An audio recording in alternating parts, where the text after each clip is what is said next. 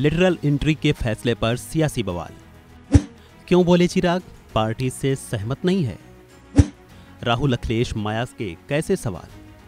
केंद्र सरकार के लेटरल एंट्री के जरिए सीधी भर्ती करने के निर्णय को लेकर नया विवाद शुरू हो गया है। सरकार के इस फैसले पर विपक्ष ने सवाल करते हुए मोर्चा खोल दिया है। केंद्र की मोदी सरकार ने लेटरल एंट्री के बड़े पैमाने पर लागू करने का फैसला लिया है।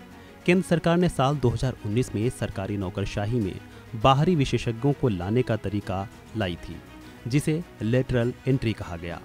मोदी सरकार इसे फिर दोहराने जा रही है।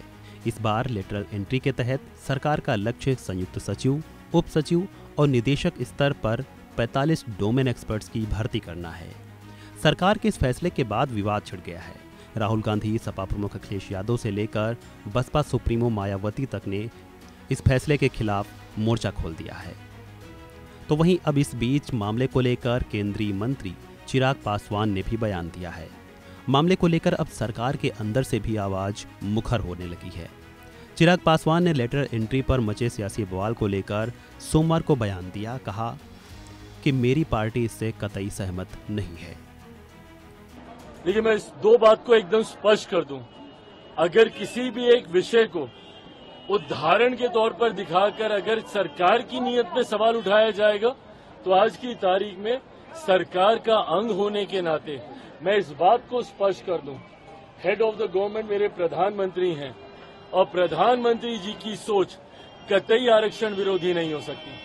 पीछे कुछ दिनों पहले जब अनुसूचित समाज में भी आरक्षण को लेकर मतभेद को पैदा करने का प्रयास किया गया था, सुप्रीम कोर्ट के द्वारा जिस तरीके से उसमें अलग अलग प्रावधान बनाए जाने की बात कही गई थी, उस पर भी मेरे प्रधानमंत्री ने स्पष्ट तौर से कहा था और ये कैबिनेट की मीटिंग में ही इस बात को कहा गया था कि आरक्षण को जिस तरीके से बाबा साहेब भीमराव अंबेडकर ने जो प्रावधान बनाए हैं, वही प्रावधान वैसे ही लागू रहेंगे।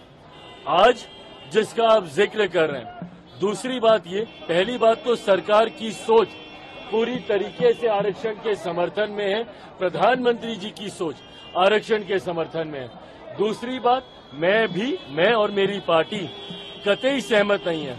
आज जिस तरीके से कुछ पदों के नियुक्तियों के लिए डायरेक्ट बहाली के लिए सीधा वहां से डिमांड्स मांगी गई है, जिसमें आरक्षण का ध्यान नहीं रखा गया है, इस बात के मेरी पार्टी भी पूरी तरीके से खिलाफ है।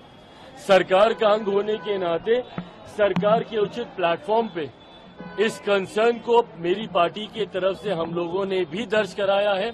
आने वाले दिनों में भी इसके ऊपर मजबूत आवाज हम लोगों की तरफ से उठाई जाएगी।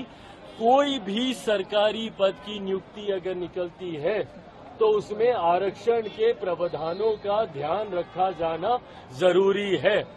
अनुसूचित जाति, जनजाति, पिछड़ा वर्ग का जो आरक्षण जिस तरीके से सरकारी नौकरियों में जिस तरीके से चलता आ रहा है, हर नियुक्ति में इसका ध्यान रखा जाए, ये अनिवार्य है।